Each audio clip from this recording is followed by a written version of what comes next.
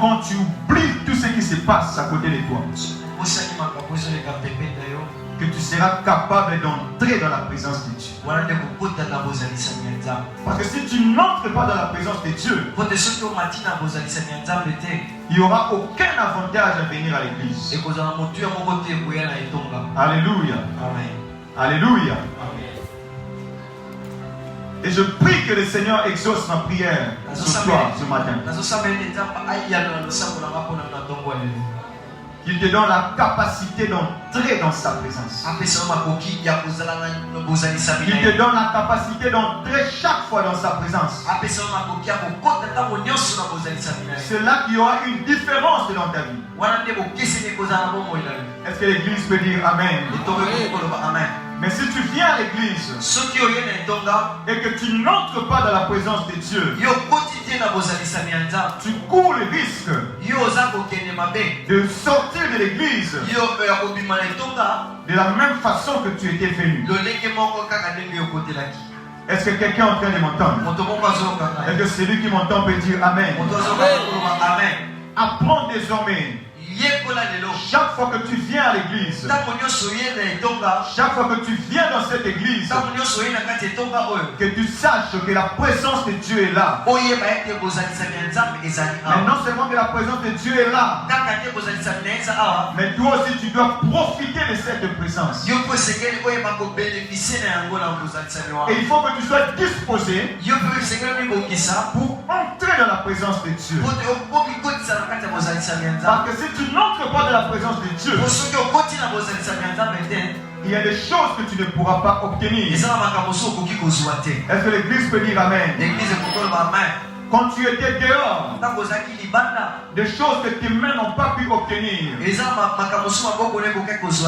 ne sont possibles d'être obtenues ici, mais pas avec les mêmes mains, mais avec les mains de la foi qui peuvent entrer dans le spirituel afin d'obtenir quelque chose de la part de Dieu. Voilà pourquoi il faut que quand tu viens à l'église, que tu sois disposé, que tu sois capable de prier, que tu sois capable de te concentrer. Est-ce que l'église est en train de m'entendre? Alléluia. Amen. Parce que dans la présence de Dieu, il se passe toujours des choses que les hommes n'ont pas prévues. Alléluia. Ne considère pas cet endroit comme un endroit normal. Ne considère pas cet endroit comme un endroit naturel. Mais c'est l'endroit où tu peux obtenir de grandes choses. Si seulement tu apprends à entrer dans la présence de Dieu. Est-ce que l'église peut dire Amen? Il faut que tu apprennes à entrer dans la présence de Dieu. Il faut que tu apprennes quand tu viens à l'église. Et que c'est le moment de prière. Que tu puisses prier. Que ta voix puisse prier.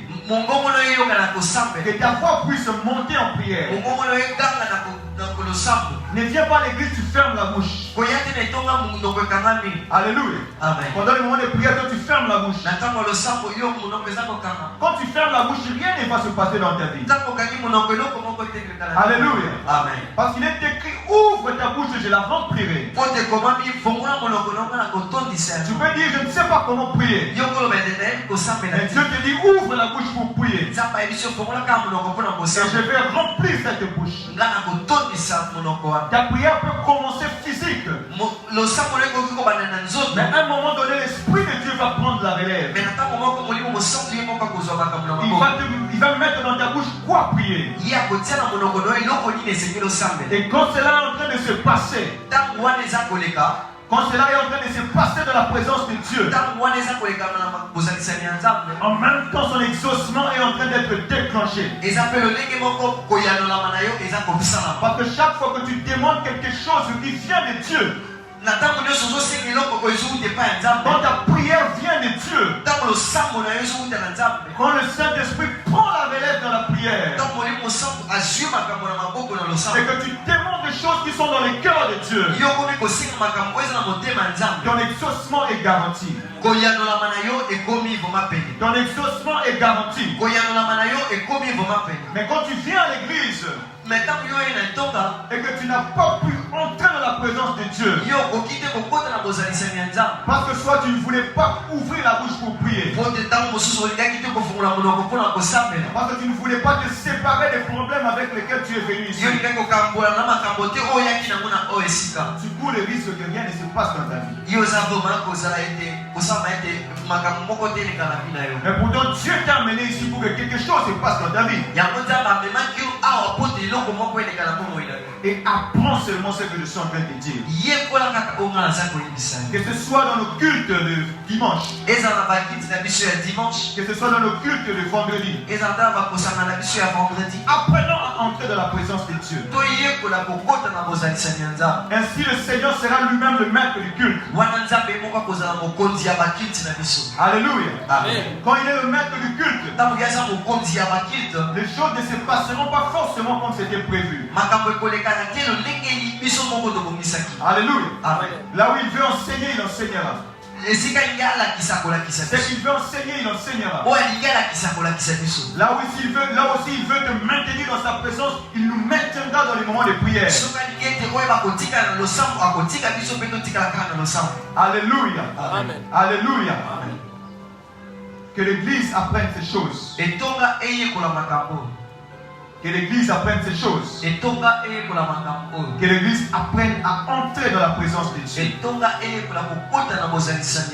Parce que Dieu nous a rassemblés pour que nous puissions obtenir quelque chose qu'il y a dans sa présence. Est-ce que quelqu'un peut dire Amen? Est-ce que quelqu'un peut bien dire Amen? Nous allons lire la parole de Dieu dans le livre des Actes des Apôtres. Nous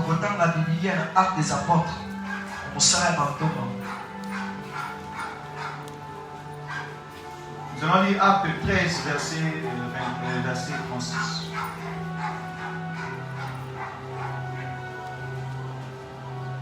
Est-ce que nous pouvons nous lever pour lire la parole de Dieu? Acte 13, 36.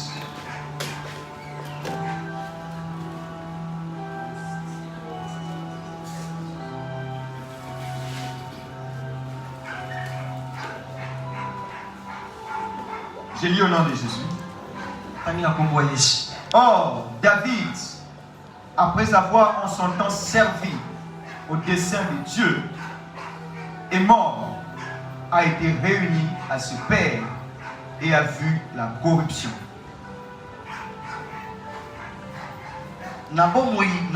David asalaka makambo oyo Nzambe azalaka koyeba.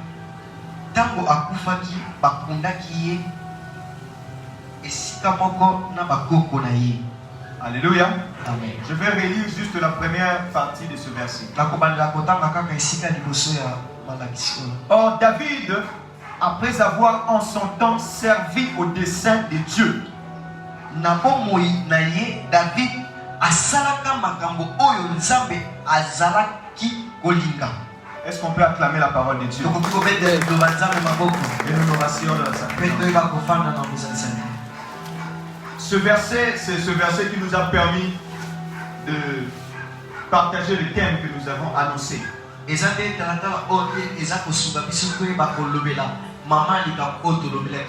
Alléluia. Amen. Ce thème que nous avons annoncé et de commencer aujourd'hui. Et nous allons prendre plusieurs semaines dans ce thème. Le thème c'est servir au dessein de Dieu.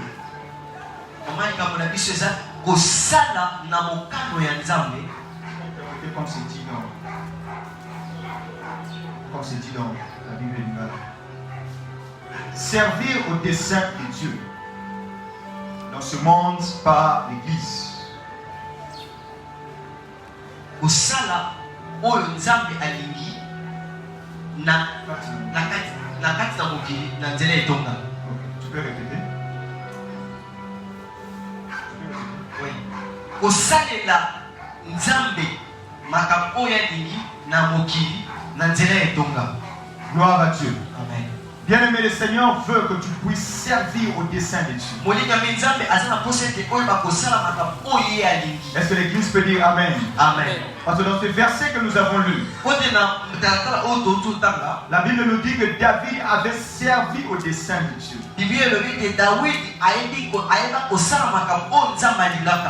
Et c'est là pendant toute sa vie. La Bible dit que pendant qu'il vivait jusqu'à ce qu'il meure, David a servi au dessein de Dieu.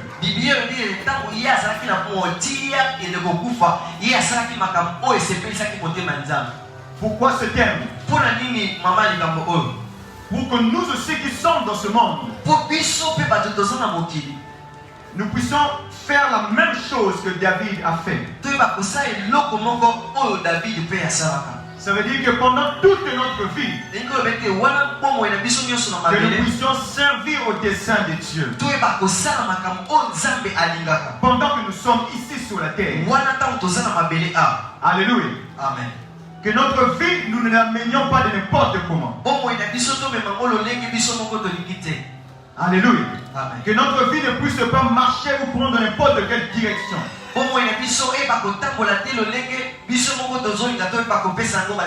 Mais que toute notre vie puisse servir au dessein de Dieu. Bien aimé, que ta vie, que le Seigneur, toi que le Seigneur a mené ici, le Seigneur veut que ta vie puisse servir au dessein de Dieu.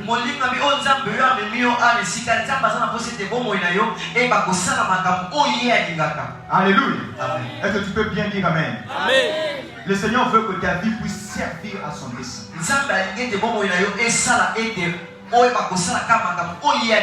Pas à autre chose, mais seulement à son dessein.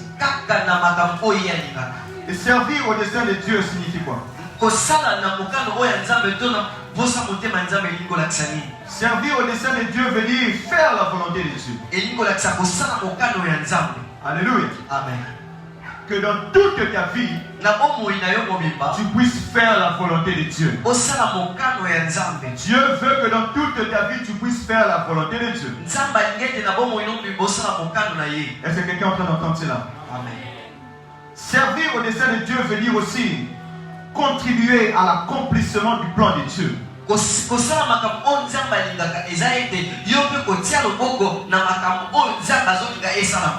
Alléluia. Amen. Contribuer à l'accomplissement du plan de Dieu.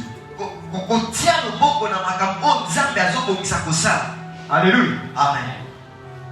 Exécuter les décisions de Dieu. Alléluia. Amen. Réaliser le projet de Dieu. Alléluia. Amen. Est-ce qu'il y a quelqu'un qui est vivant ce matin? C'est à toi que Dieu est en train de parler. Que la vie qu'il t'a donnée, ce n'est pas pour faire autre chose avec. Et pendant tout ce temps, nous allons t'apprendre comment tu dois arriver à cela. Parce que Dieu a une volonté. La volonté de Dieu existe. Et elle est différente de la volonté des hommes. Alléluia. Amen. Sur ta vie, la volonté de Dieu existe. Lorsque Dieu regarde ta vie, Dieu veut que tu puisses faire certaines choses. Mais très souvent nous ne savons pas quoi. Mais ce matin Dieu te dit qu'il veut que tu puisses connaître afin que tu puisses faire sa volonté. Alléluia. Amen. Il y a le plan de Dieu qui existe aussi. Bien aimé, Dieu a un plan pour ce monde. Dieu a un plan pour ta vie. Je suis en train de te dire que Dieu a un plan pour ta vie. Et ce que Dieu attend de toi, c'est que tu puisses contribuer à l'accomplissement de ce plan.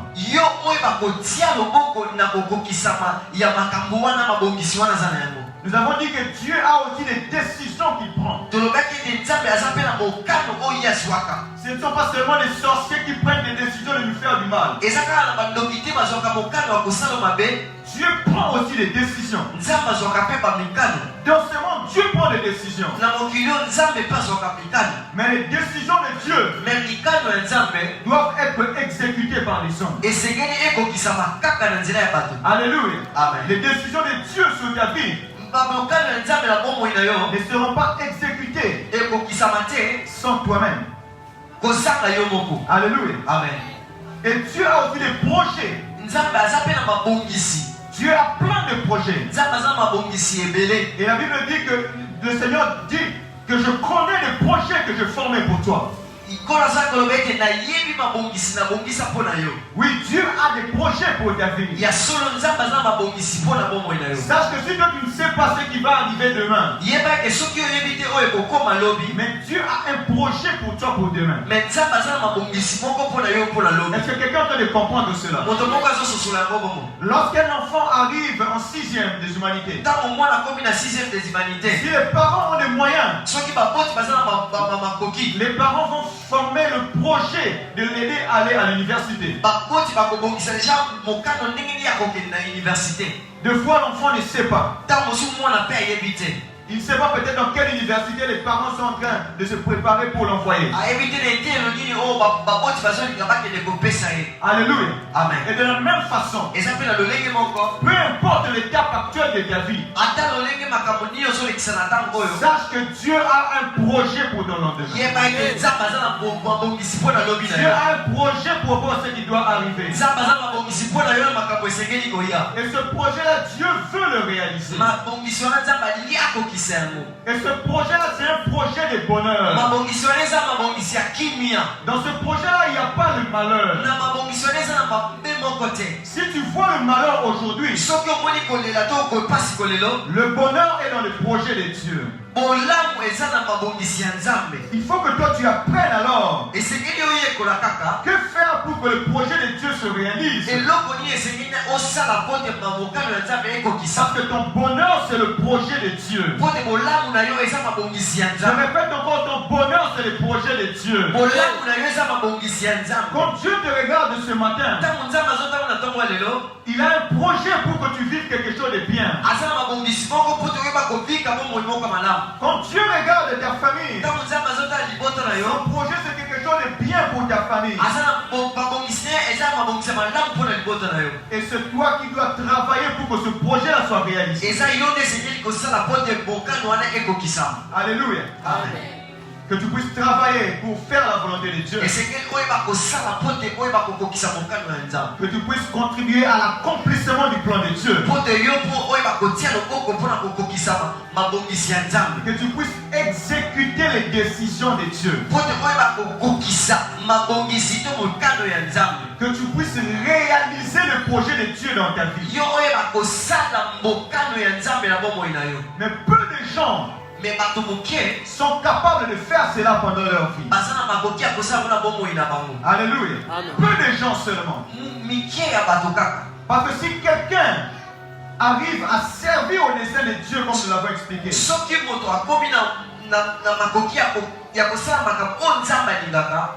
en réalité sa vie fait de Dieu un maître. Alléluia. Amen. Parce que ce sont les volontés du maître qu'on accomplit.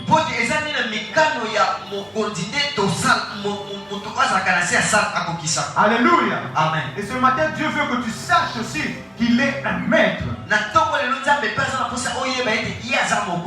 Alléluia. C'est la facette de Dieu que tu dois voir aussi ce matin. Que le Dieu que nous prions, c'est un maître. Et on accomplit les décisions ou la volonté des maîtres. Alléluia.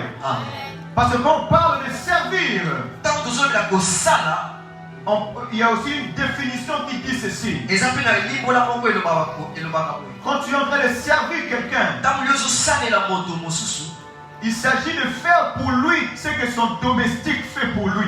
Et ça, au sala ponaye, oyo, moi mon sala naye, à sala ponaye. Est-ce que quelqu'un est en train de comprendre cela?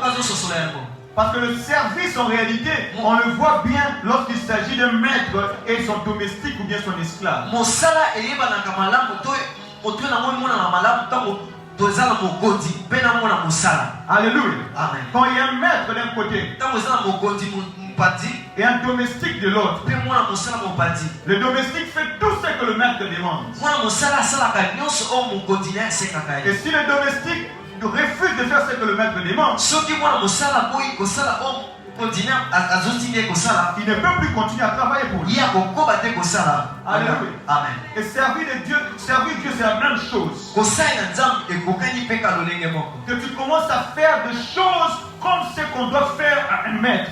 Et toi-même en tant que domestique. Okoma ko sala makambo lokola esiki ko sala mokonzi. Yo moko lokola mona musala. Alléluia. Amen. Or pourtant, on ne peut pas parler d'un maître si le maître là, s'il n'y a pas un intérêt lorsque tu es en train de servir ce maître. Na yango tokoki te kolobela mokonzi. Tango mokonzi wana azana yo za na intérêt te lokola mona musala ya kozwa pa mokonzi wana. Pour qu'un maître ait des domestiques, mokonzi aiba kozana bana misala, il faut qu'il ait un certain pouvoir. Et c'est qu'il aiba kozana ba mokonzi moko boye. Qui va profiter à ce domestique. Alléluia. Amen. Il faut qu'il ait certaines richesses. Et c'est qu'il aiba kozana bomengo moko boye. Que le domestique ne va profiter de cela que s'il le sert. Est-ce que quelqu'un peut le comprendre? Si on parle de maître, de la même façon, personne d'entre nous ne peut accepter d'aller travailler pour quelqu'un qui n'a rien à lui donner. Alléluia. Est-ce qu'on a fait de comprendre cela? Tu ne peux pas aller servir chez quelqu'un qui n'a rien à te payer. Si tu vas servir chez quelqu'un et qu'il arrive à la fin du mois et dit bon, j'ai pas l'argent à te payer, tu ne peux pas continuer à servir pour cette personne. Est-ce qu'on a en train de comprendre cela? Il faut que le maître ait des richesses qui puisse maintenir le serviteur. Il faut que le maître ait des richesses. Je parle dans le langage des hommes. Qui puisse conquérir le cœur du serviteur. On le voit bien même ici à Kinshasa. Lorsque quelqu'un est puissant, il a beaucoup d'argent. Tu vas voir des jeunes gens, vous voudrez bien qu'ils soient même ces petits de confiance qui peuvent envoyer par-ci par-là. Alléluia. Amen. Donc tu t'attaches à lui à cause de ce qu'il a.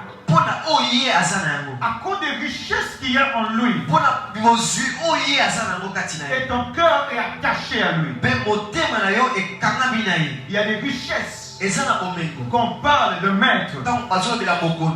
Et donc pendant cet enseignement, nous ne devons pas nous limiter seulement à dire aux enfants de Dieu de faire la volonté de Dieu, sans qu'ils puissent comprendre pourquoi il faut faire la volonté de Dieu,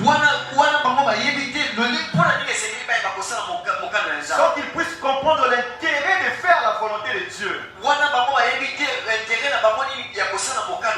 que si je te parle de faire la volonté de Dieu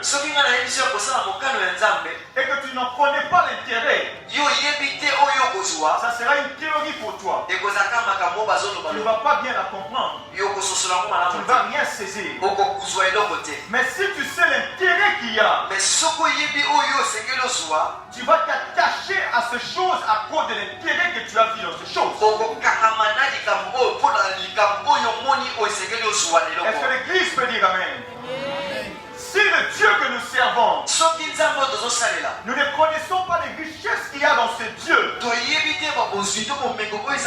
il nous sera difficile de pouvoir nous attacher à ce Dieu. Oh, bien souvent, des gens veulent s'attacher à Dieu. Des fois, des gens peuvent savoir que c'est bien de s'attacher à Dieu.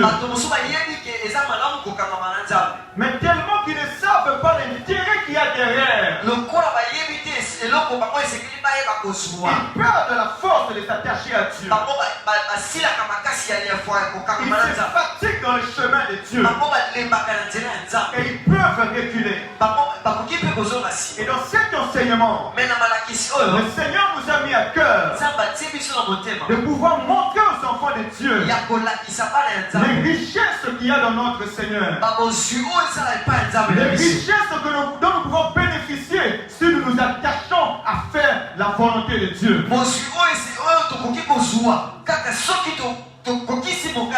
Combien d'entre nous savent qu'il y a des richesses dans le Seigneur? Il y a des richesses dans le Seigneur. Il y a des richesses que notre Dieu a. Nous ne pouvons pas nous attacher à lui en vain. Nous ne pouvons pas nous attacher à lui pour rien. Mais nous devons nous attacher à lui parce que nous comprenons qu'il y a des richesses en lui. Est-ce que quelqu'un est en train de comprendre cela? Parce qu'il y a deux types de richesses. Il y a des richesses de ce monde. Il y a aussi les richesses du royaume de Dieu. Il y a les richesses de ce monde. Mais il y a aussi les richesses du royaume de Dieu. Pourquoi les gens s'attachent plus au monde? Pourquoi les gens passent leur vie à servir le monde? Quand je dis servir le monde, il y a aussi servir le diable, c'est la même chose. Servir la vanité de ce monde. Passer beaucoup de temps à des choses qui ne te rapportent rien dans ce monde. Pourquoi les gens passent à côté de leur vie? Pourquoi les gens mènent une vie où ils ne servent pas au dessein de Dieu? Des fois même ils viennent à l'église, mais ils n'entrent pas encore dans le stade de servir au dessein de Dieu. Des fois ils deviennent réguliers dans les activités de l'église, mais il est possible de ne pas atteindre le stade de servir au dessein de Dieu. Alléluia. Amen.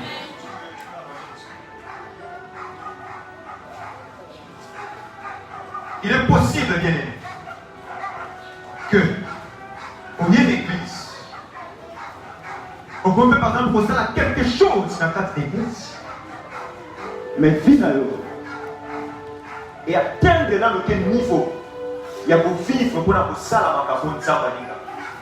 Alléluia. Et on peut servir au dessein de Dieu. Et ça, c'est quelque chose de très important que tu dois savoir. Quand j'étais en train de dire pourquoi est-ce facile pour la monde, c'est parce que à Yébi,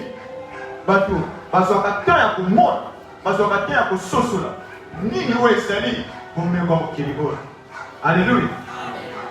Chacun d'entre nous connaît très bien les richesses de ce monde. Alléluia.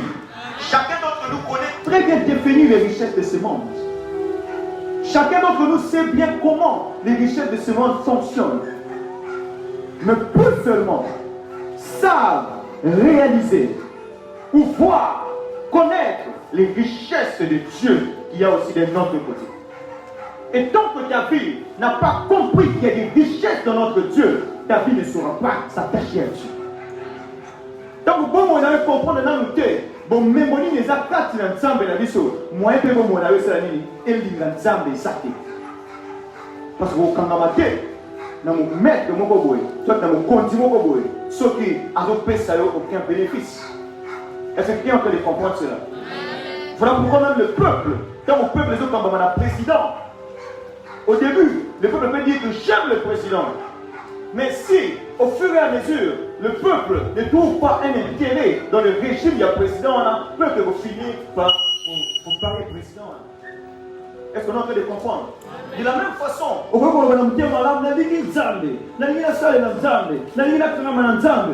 mais le coup la mayele na yo, oyebi malamu te, ni ndesali, bomengo o ezakati na nzambe.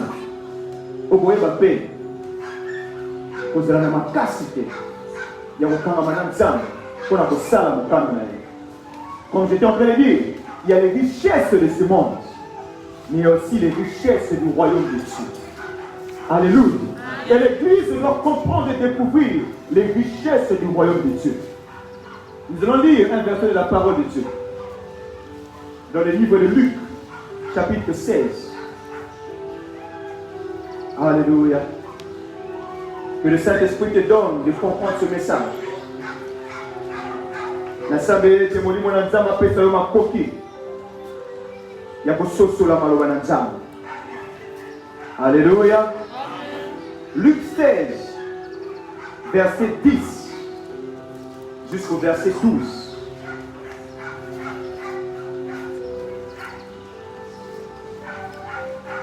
Luc 16, on va lire 3 versets 10 à 12. La Bible dit ceci. Celui qui est fidèle dans les moindres choses l'est aussi dans les grandes choses. Alléluia.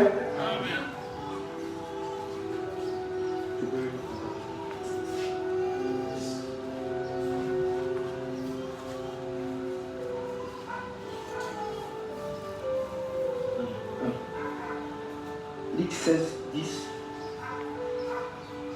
Celui qui est fidèle dans les moindres choses l'est aussi dans les grandes. Moto oyo bakoki kotiela ye motema na makambo ya mike bakoki pe kotiela ye motema na makambo ya minene. Retiens qu'il y a des petites choses Yoka makambo ya mike et il y a aussi des grandes choses. ils appellent makambo ya minene. Alléluia. Amen. Et les petites choses, Makambo ya mike ce sont elles les richesses de ce monde. eza ngwana nde bomengo ya mokili oyo. Quelqu'un peut les comprendre cela. Moto moko azososola yango. Mais les grandes choses, Mais oyo minene ce sont elles les richesses qu'il y a dans le royaume de Dieu. ya ngwana nde bomengo oyo eza na bokonzi ya likolo. Alléluia. Amen. Les richesses de ce monde, tu les connais comme tu avais dit. bozwi ya mokili oyo oyebi yango nde nalobaki. C'est tous les gains que peut procurer ce monde. eza biloko nyonso esengeli oyo mokili esengeli ezwa. Il y a une forme, il y a un travail que tu peux faire qui peut te donner de l'argent dans ce monde. eza na balolenge ebele okoki ozala mosala moko ekoki opesi mabongo. Mais elles font partie des richesses qu'il y a dans ce monde. wana eza na kati ya bomengo oyo eza na mokili oyo. Voilà pourquoi, à cause du même travail, lorsque la personne s'attache à ce travail-là, la personne a du mal en même temps à s'attacher à Dieu. yango wana okomona ete moto soki akangami na mosala mokili oyo aza na mpasi ya kosala même na mosala ya nzambe mbala moko. Dans la plupart du temps, l'argent que nous cherchons na mambala mingi mbongo tolukaka fait partie des richesses de ce monde. ezalaka na bozwi ya mokili oyo. Surtout dans la façon dont nous les cherchons. et surtout na lolenge biso tolukelaka yango. Mais retiens que les richesses de ce monde sont des choses qui sont petites. mais kanga ete bozwi ya mokili oyo eza mikie. Mais les richesses du royaume de Dieu sont des grandes choses. kasi babozwi oyo eza na epai ya nzambe eza oyo ya minene. Dieu t'a destiné à des grandes choses. nzambe abongisi mpo na makambo ya minene. Dieu a réservé pour toi des grandes choses. nzambe abongisi mpo na yo makambo ya minene. Dieu a réservé pour toi des grandes choses. nzambe abombela yo makambo ya minene. Tout ce qui est autour de toi qui est dans ce monde, ce sont des petites choses. oyo eza zingazinga na yo eza biloko ya moke na Mais ce mokili. que Dieu a en réserve pour toi dans son projet, ce sont des grandes choses. mais oyo nzambe abongisi mpo na yo eza ya makambo ya minene mpo na yo. Peut-être tu ne comprends pas très bien. ntango mosusu ozososola ngo malamu te. Bien aimé, nous avons plusieurs semaines pour expliquer cela. molingami toza na baposo ebele mpo na kolimbola Et yango. ta façon de voir les choses ne sera plus la même. lolenge no ya komona makambo ekozala so Si nous continuons la lecture, la Bible dit, so tokobi matangi biblia elobi et boye. celui qui est injuste dans les moindres choses l'est aussi dans les grandes. C'est à peu près la même chose. Je passe au verset 11. Sinon, vous n'avez pas été fidèle dans les richesses injustes. bongo soki bakoki kotina bino motema na mbongo oyo ekosala ekosaka bato. Alléluia. Amen. La Bible dit, qui vous confiera les véritables? nani akopesa bino bomengo ya solo. On répète encore cette lecture. Si donc vous n'avez pas été fidèle dans les richesses injustes, bongo soki bakoki kotina bino motema te na mbongo oyo ekosaka bato. qui donc vous confiera les véritables richesses? nani akopesa bino bomengo ya solo. Bien aimé, retiens qu'il y a des richesses injustes. Moninga mi kanga ete ezana babo bozu o ezana ndeti mbongo o ezokosa. Et mais aussi des richesses véritables. Et solo. Et les richesses véritables, ce sont telles qui sont les richesses du royaume de Dieu. Et tout ce que tu connais dans ta vie jusqu'à maintenant, ce sont des richesses injustes. Alléluia. Amen. C'est l'argent que tu peux gagner à partir d'un travail. Derrière ce travail, il y a une certaine injustice. Et c'est difficile que tu ne trouves pas l'injustice dans tout ce que les hommes font. Alléluia. Amen. Quelque part, il y a toujours une forme d'injustice. Quelque part, il y a une activité qui a rapporté beaucoup d'argent, mais on va dire que les gens sont morts à cause de ça. On va dire que les enfants ont été exploités à cause de ça. Tu peux trouver des pays qui sont prospères, mais au détriment d'autres pays. Il y a des pays qui pleurent parce que leur richesse profite à d'autres pays. Bien aimé, tout ce que tu connais dans ce monde, les richesses de ce monde, la Bible appelle cela des richesses injustes. Mais toi qui es enfant de Dieu, le Seigneur veut t'apprendre ce que sont des richesses véritables. Et la Bible dit encore, et si vous n'avez pas été fidèle dans ce qui est à autrui,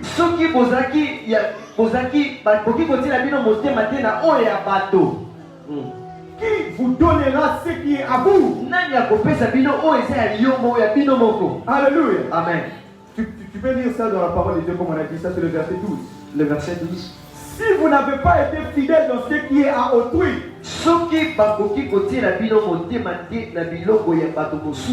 qui vous donnera ce qui est à vous?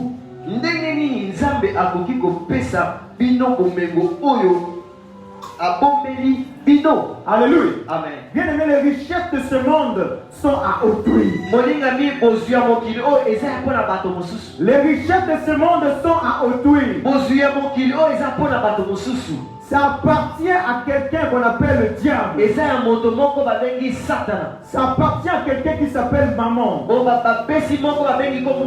C'est difficile à comprendre cela. Mais lui-même, lorsqu'il a rencontré Jésus, lorsqu'il était venu pour tenter Jésus, il dit à Jésus, toutes les richesses de ce monde, toute la gloire de ce monde m'ont été données, et je les donne à qui je veux.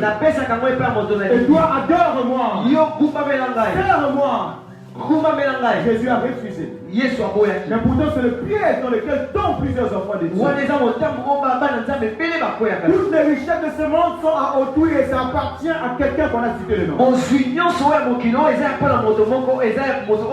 la bonne nouvelle ce matin, c'est que à part cela, il y a aussi des richesses qui sont à nous. Les richesses véritables sont à nous. Il y a des richesses véritables que Dieu a en réserve pour son église. Les richesses du royaume existent. Les richesses du royaume existent. Et pendant cet enseignement, nous allons voir cela. Je vais juste paraphraser pour dire ceci. Quand nous parlerons des richesses du royaume de Dieu, nous ne parlerons pas que des richesses spirituelles, mais elles sont en même temps spirituelles et en même temps matérielles. De la même façon que celles qui appartiennent à l'ennemi, les richesses de ce monde sont en même temps matériel et spirituel. De la même façon, celles qui nous appartiennent aussi sont en même temps spirituel et matériel. Très souvent, on a trompé les enfants de Dieu pour qu'ils croient que tout ce qui est matériel appartient à l'ennemi et que eux leur passent seulement ce qui est spirituel. Mais laisse-moi te dire ceci, il n'y a rien qui existe réellement élément dans le spirituel sans que ça ait la capacité de se matérialiser dans le matériel. Par cela, nous disons que les richesses de ce monde, si elles sont matérielles et spirituelles, les richesses du royaume de Dieu, Dieu a destiné pour tes enfants, sont en même temps matérielles et spirituelles. J'aimerais te dire ceci, bien aimé. Amen.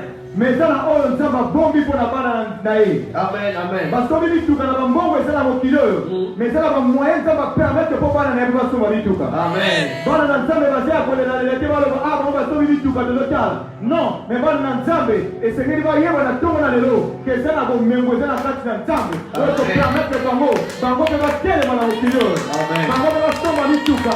Avec la toi que je suis en train de parler. Bango va posséder les choses. Amen. Alléluia. Amen. Les richesses du royaume existent. Que le Seigneur nous enseigne. Pour que nous puissions pas seulement les découvrir, mais que nous puissions aussi avoir part à cela. Que nous puissions avoir part à ces richesses. Et lorsque le Seigneur nous rassemble dans l'église, comme le Seigneur nous a rassemblés ici dans cette église locale, les choses ne s'arrêtent pas pour toi quand tu deviens membre effectif de l'église. Quand tu deviens quelqu'un qui vient s'asseoir chaque culte de cette église. Ce n'est pas ça la victoire de l'église. Pour que nous puissions dire voilà, nous avons réussi à réunir un grand nombre. Mais le Seigneur nous a enseigné. Parce que le Seigneur avait pris le temps de nous enseigner. Avant même que nous puissions commencer cette œuvre que vous êtes en train de voir. Cette œuvre est ce qu'elle est. Aujourd'hui. Parce que le Seigneur a donné une vision bien avant. Le Seigneur nous a parlé par rapport à ce qui concerne son projet. Et si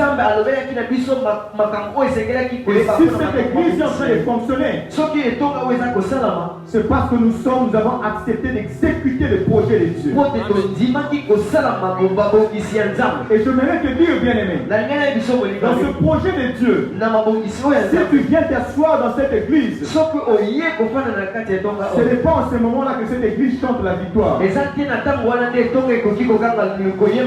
réalité, le travail a commencé.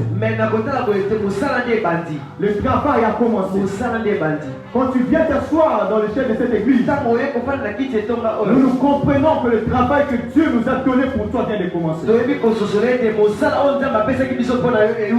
Alléluia. Amen. Parce que Dieu t'a amené ici pour faire quelque chose dans ta vie. Et dans la vision de l'église, tu as ta part.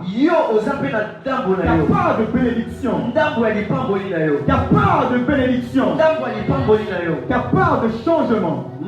Ta part où le Seigneur va te prendre comme tu es maintenant. Pour t'emmener là où il veut t'emmener. Voilà pourquoi en commençant ce séminaire, nous allons en même temps commencer à associer les enfants de Dieu à l'œuvre de Dieu qui est en train de se faire. Et vous allez voir comment nous allons le faire. Mais comme je l'ai dit, le but ce n'est pas que tu t'asseyes dans le banc de cette église. Mais quand tu l'as fait, un travail a commencé. Tu t'es associé à une vision. Le Seigneur t'a sélectionné pour que tu travailles dans une vision. C'est seulement en faisant cela que tu seras en train de servir au dessein de Dieu. Dans ce monde, par l'Église. Est-ce qu'on peut acclamer le Seigneur? Acclame le Seigneur. Acclame la parole de Dieu. Acclame bien la parole de Dieu. Acclame bien la parole de Dieu. Seigneur, merci pour ta parole. Merci Jésus. Alléluia. Alléluia.